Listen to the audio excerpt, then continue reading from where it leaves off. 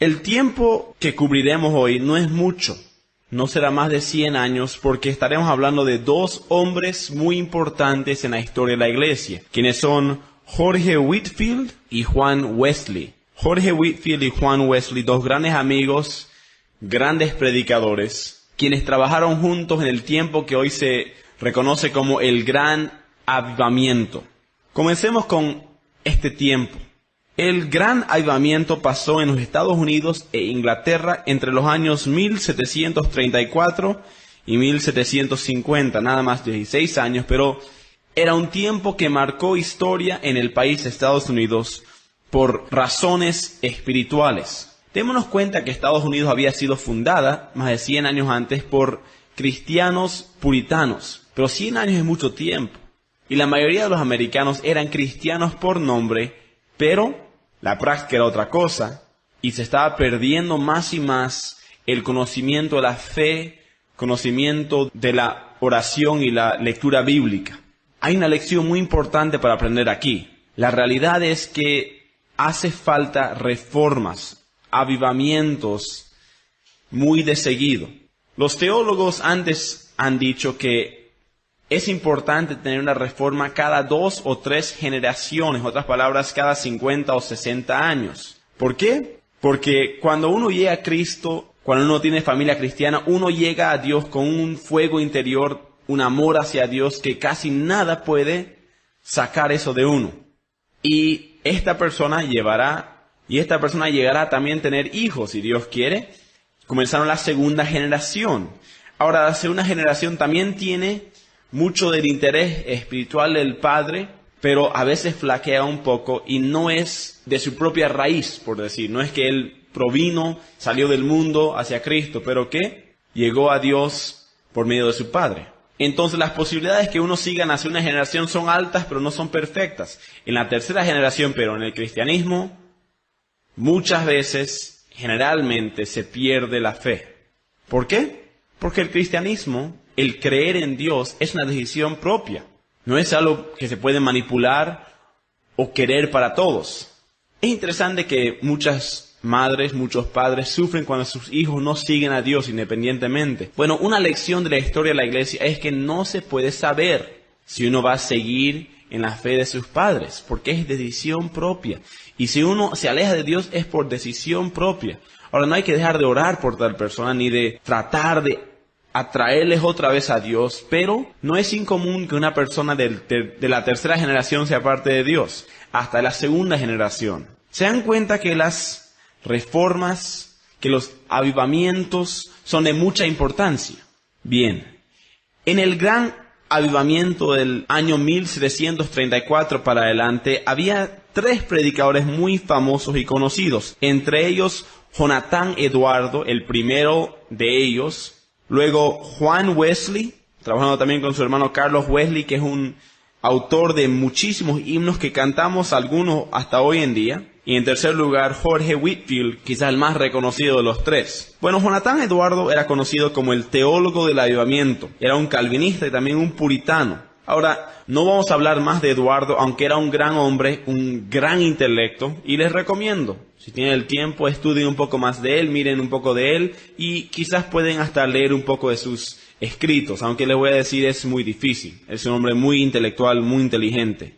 Después hay Juan Wesley y Carlos Wesley, 2 hermanos que trabajaron mucho como predicadores durante ese tiempo, y finalmente Jorge Whitefield, el más famoso quizás de los predicadores en la historia del mundo.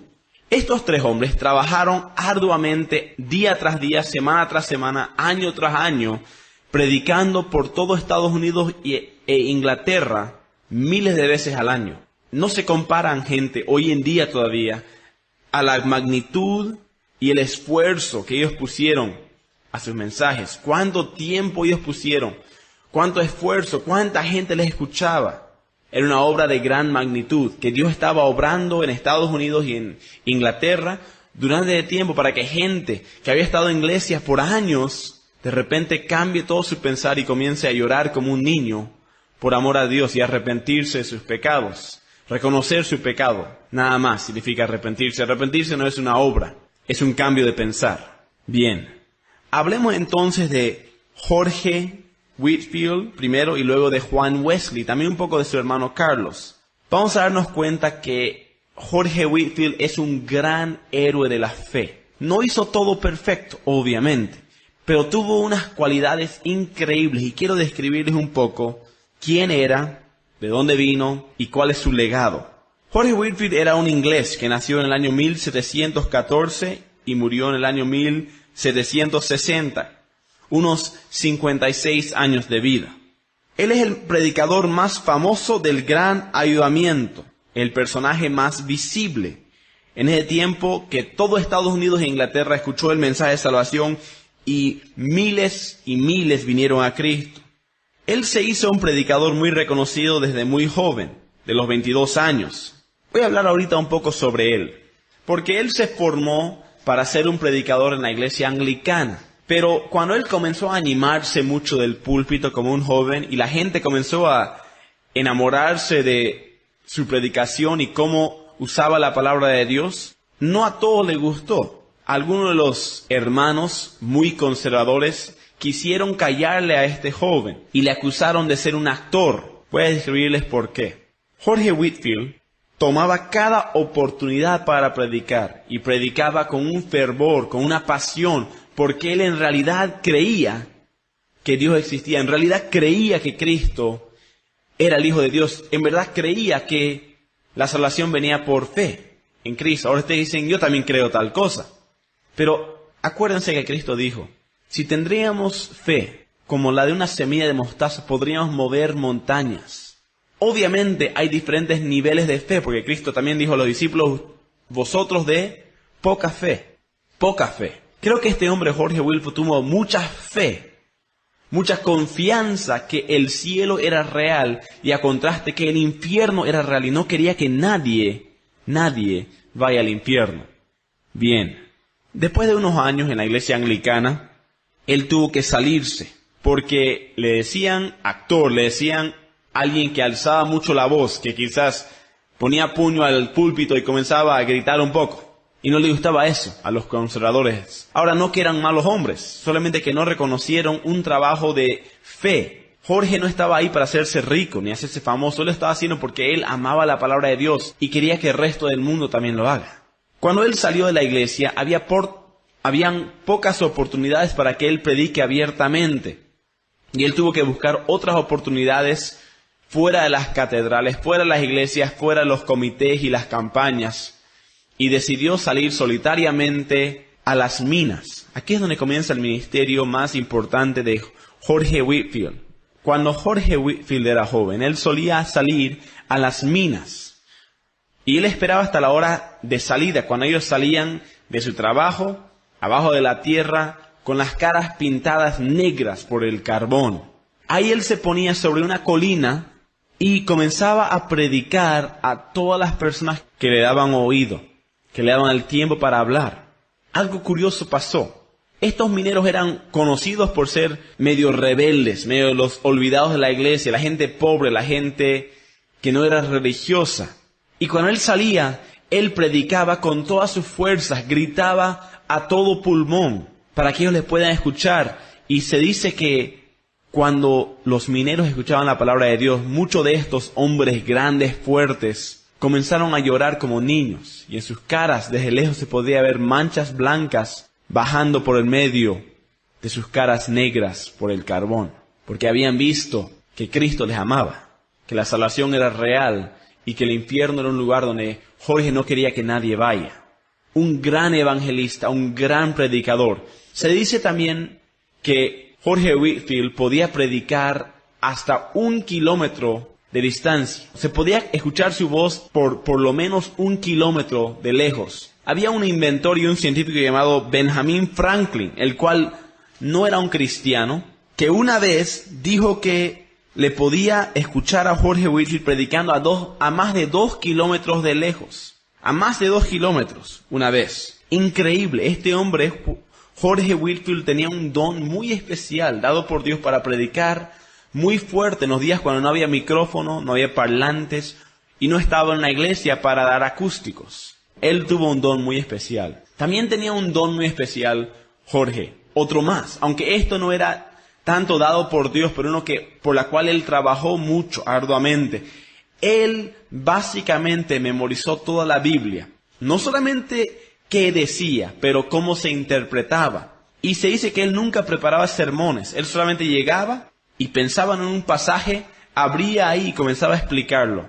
Tenía un don excepcional para predicar la palabra de Dios verso por verso, capítulo por capítulo, para que la gente capte qué es lo que estaba queriendo decir el autor original. Por si acaso, todos los predicadores del Gran Avivamiento y todos los predicadores más famosos en la historia del mundo, todos han sido predicadores expositores. Otras palabras, no predicadores temáticos. Dense cuenta que muchos predicadores hoy en día quieren ser temáticos, porque es más fácil, quieren hablar sobre el amor, o sobre la paz, o por el bienestar familiar. Pero la Biblia no trabaja así. La Biblia debe ser generalmente predicada verso por verso, capítulo por capítulo, en contexto, diciendo qué quiere decir el autor original. Si el autor habla de amor, hablemos de amor, pero escuchémosle a él, no nuestra propia opinión, porque el predicador en realidad solamente es como un profeta, nada más dice lo que ya está escrito y explica lo que ya está dicho por Dios. Bien, ese es el trabajo del predicador y Jorge Whitefield era uno de los mejores en esto. Bueno, cuando a él le acusaban de ser un actor, alguien que estaba enloquecido por evangelizar, él se defendió de la siguiente manera diciendo, si tu casa está quemándose con tu hijo dentro, no estarías actuando.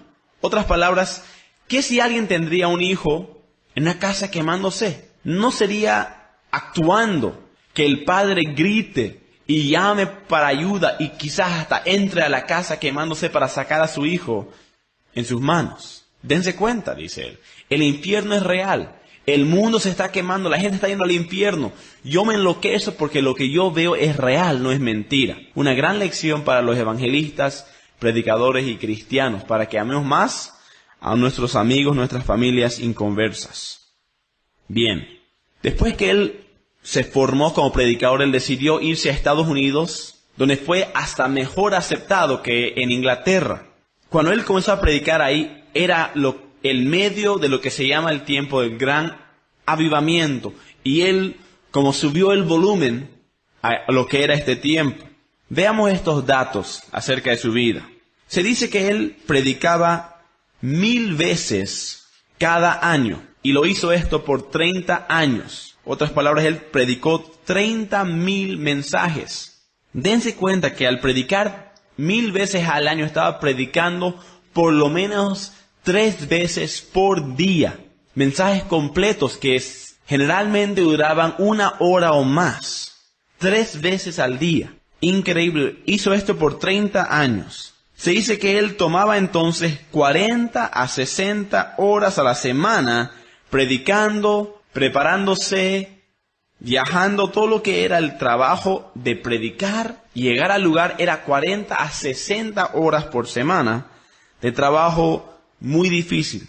Él predicó a millares de personas en todo Estados Unidos y Inglaterra. Una vez él predicó hasta a 50,000 personas a una vez, al aire libre. Esto fue cuando yo les dije que Benjamin Franklin también estuvo en esta prédica y se dice que él en ese tiempo marcó que él se podía hacer escuchar por más de 2 kilómetros.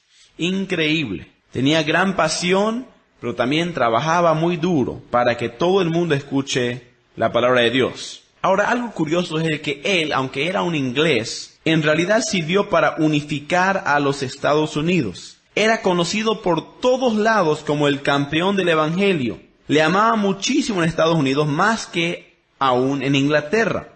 Se dice también que el 80% de americanos le escucharon predicar por lo menos una vez. Dense cuenta, él viajaba de caballo o a pie. Él predicaba sin micrófono, sin televisión, sin radio, y más del 80% de americanos le escucharon predicar por lo menos una vez. Increíble, porque viajaba tanto en los circuitos por Estados Unidos y también viajaba a Inglaterra y predicaba ahí. Un hombre enloquecido por traer el evangelio al mundo. Bueno, Jorge Whitefield también tenía un gran amigo que trabajaba con él en el ministerio, aunque ellos tenían diferentes circuitos de ministerio. Otro hombre muy similar a él era Juan Wesley. Juan Wesley era uno en 19 hermanos y hermanas, al igual que su hermano Carlos Wesley. Imagínense, Juan Wesley es conocido hoy en día como el fundador de los metodistas, aunque curiosamente Juan Wesley murió como un anglicano.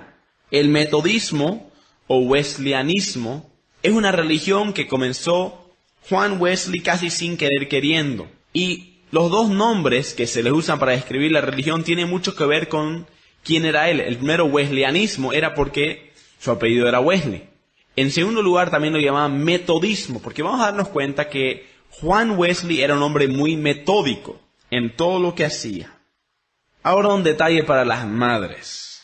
Es curioso que Juan Wesley debía mucho a la obra de una buena madre llamada Susana. Ella supo educar y también discipular y disciplinar muy bien a sus hijos e hijas. 19.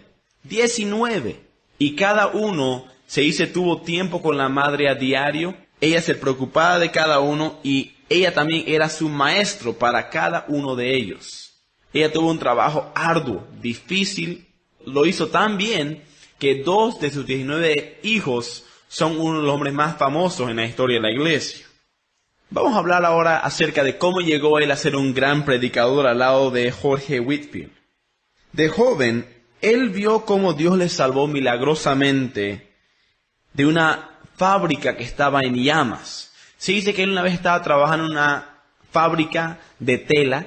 El lugar se incendió. La mayoría murieron, pero él fue uno de los pocos, hasta el único, que salió con vida de esta situación tan difícil. Y él sabía que era solamente por la gracia de Dios que pudo pasar tal cosa.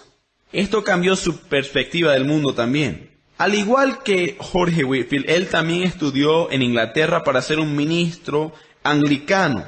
Y en ese tiempo él también comenzó lo que se reconoce como el Grupo Santo. El Grupo Santo era comenzado a él porque, como dije, él era un hombre muy metódico, era un perfeccionista. Y al grupo él invitó a su hermano Carlos y a Jorge Whitefield, entre otros. Y ahí se hicieron buenos amigos en todo. Él quería usar cada instante para la gloria de Dios. Y siempre tenía ojos en la venida de Cristo, en cualquier instante. Él también quería no pecar. Entonces por ahí sale lo que conocemos hoy en día como el perfeccionismo. Una idea no bíblica que sale del arminianismo. Ahora no vamos a hablar mucho de esto, pero básicamente vemos que este hombre, Juan, deseaba no pecar, lo cual todos cristianos deberíamos hacerlo. Y él también no quería malgastar ningún segundo de su vida, algo muy lindo, pero lo llevó al extremo pensando que él sí podría usar cada segundo de su vida y podría hasta dejar de pecar totalmente. Bueno, vamos a darnos cuenta que aunque Juan Wesley muchas veces se consideraba perfecto, que había llegado a la perfección y que por eso no podría perder la salvación, la cual es un error grave, él fue un gran pecador, sin duda algunas. Vamos a ver por qué.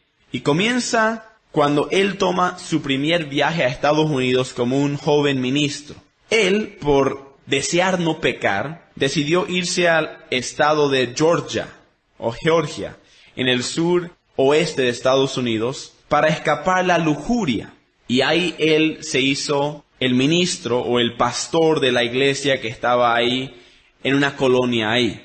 Bueno, es curioso que él, al tratar de escaparse de la lujuria, solamente llega ahí para enamorarse de otra mujer. Y bueno, él decide que ella era una buena mujer y le pide matrimonio. Ella le dice que no. Y a poco tiempo, ella se casa con otro hombre. Bueno, esto le enfadó a él de gran manera. Y cuando vio que ella se casó con otro hombre, decidió excomulgarla a ella y a su esposo de la colonia. Vamos a darnos cuenta, este es un hombre que tenía un orgullo muy grande y no sabía pedir perdón. Y no sabía tomar las cosas como Dios se las ponía. Bueno, interesante. Él se frustró en Georgia. Él decidió entonces agarrar un barco y volverse a Inglaterra, un viaje de muchos meses. Y ahí fue atraído por un grupo llamado los moravos. Ellos también son un grupo pre-reformador, aunque no hablamos de ellos. Un grupo que creía en la salvación por gracia y, en fin, aunque eran antes los reformadores, concordaban con los conceptos de los reformadores. Y lo que más le atraía a Juan de este grupo era su gozo en el Señor. Y ahora viene un detalle muy curioso. Él dice que en este viaje él fue convertido a Cristo, que antes, aunque había sido un perfeccionista, antes, aunque había sido un gran ministro, aunque había sido un predicador y todo eso, él reconoce que no había sido un hijo de Dios hasta el viaje en el barco, porque ellos le dieron a él una nueva pasión para predicar, para evangelizar. Antes él dijo que predicaba bien, pero luego él recibió una pasión por Dios, una pasión por el Evangelio, una pasión por la Biblia y por la gente que estaba perdiéndose, y él se convierte entonces, de ahí en adelante, en un gran predicador histórico, por ayuda de los moravos. Bueno, cuando él volvió a Inglaterra, al igual que con Jorge Whitefield, su amigo, no le dejan seguir predicando en la iglesia anglicana porque ahora comienza a levantar la voz mucho y a emocionarse mucho del púlpito. Entonces los conservadores que están en ese grupo le piden que se vaya y él pierde su trabajo como ministro. Bueno, él no sabe qué hacer, entonces Jorge le dice, ven conmigo, trabaja conmigo, predica donde yo predico, y le llevó a las minas. Y Juan mismo vio lo que hacía su amigo Jorge y él decidió también comenzar a predicar al aire libre. Antes que estos dos predicadores comiencen a predicar al aire libre, casi se había perdido esta forma de predicar desde los días que Pedro predicó y Pablo predicó en Hechos, al aire libre. Curiosamente, él también entonces comenzó a predicar como, entre comillas, un loco. ¿Cuál es el legado de Juan Wesley? Bueno, él vivió más años y trabajó de predicador por más años que su amigo Jorge, pero él predicó más de 40,000 sermones. Se dice que él viajó más de 500,000 kilómetros. En otras palabras, 500,000 kilómetros sería lo que un auto suele andar en 10 y más años. Un auto, cuando se lo usa cada día por más de 1 hora, por 10 años, acumula por ahí de 500,000 kilómetros. Un número increíble. Y él no lo viajaba en auto, él lo viajaba montado a caballo. Y dice que ahí de caballo él también solía escribir sus sermones. Y eso no fue todo. Él también publicó más de 400 libros. 400 libros. Dense cuenta que la mayoría de bibliotecas en las iglesias tienen menos de 400 libros. Y él solo escribió 400 libros. Increíble. Un hombre con mucho don y mucha perseverancia. De poco y nada sirve tener don y talento sin perseverancia. Me gusta mucho algo que explicó una vez Michael Jordan, el basquetbolista más famoso en la historia del mundo. Dios, ¿saben lo que me hizo a mí el mejor? Dice él, porque él reconoce que, como todo el resto, él fue el mejor basquetbolista en la historia del mundo. Él dice, la práctica y más práctica. Él dice, yo fui el primero en llegar al entrenamiento y el último de irme, porque yo quería ser el mejor. Él tenía el talento, pero añadió al talento un esfuerzo para trabajar más que cualquier otra persona. Increíble. Entonces, como dije, si uno tiene el talento, pero no se esfuerza, no trabaja, su talento va a ser menospreciado. Bueno, también hay cosas negativas, muy negativas, de Juan Wesley. En primer lugar, él era un arminiano militante. No hay mucho de malo ser un arminiano o un calvinista. El problema es ser uno militante. En otras palabras, hacer de una doctrina secundaria algo primario. Y decir, si tú no crees esto, yo no puedo estar contigo. Y en esto él atacó a su propio mejor amigo, Jorge Whitefield. Porque Jorge Whitefield era un calvinista, aunque Jorge no era un calvinista militante. Él creía que Dios un poco bajoneaba la voluntad propia. Al contraste, Juan Wesley decía que Dios y su voluntad no tenía nada que ver con el hombre siendo salvo o no siendo salvo. Y en esto contradecían ellos uno al otro. Juan Wesley odiaba la idea de la predestinación y siempre hablaba mal para su amigo Jorge. Donde él iba a predicar, donde él iba a visitar, él hablaba mal para Jorge. Aunque Whitefield fue atacado mucho, él nunca retornó el odio hacia su amigo. Whitefield mostró mucha humildad y siempre buscaba la reconciliación con su amigo. Estas son unas características muy impresionantes de Whitefield, que no solamente predicaba la verdad, pero la vivía. Una vez estaba sentado Whitefield con unos hombres cristianos, cuando uno le preguntó: hermano, ¿piensa usted que le veremos al hermano Juan Wesley en el cielo? Le preguntaron porque querían retribuir el odio de vuelta a Juan, que había atacado tanto a su amigo. Ellos querían tener algo para retornarle, decir: ¿cómo van a hablar tan mal de ti? Y la respuesta de Whitefield les sorprendió 2 veces. Vamos a ver por qué. ¿Por qué respondió: ¿le veremos a Wesley en el cielo? No.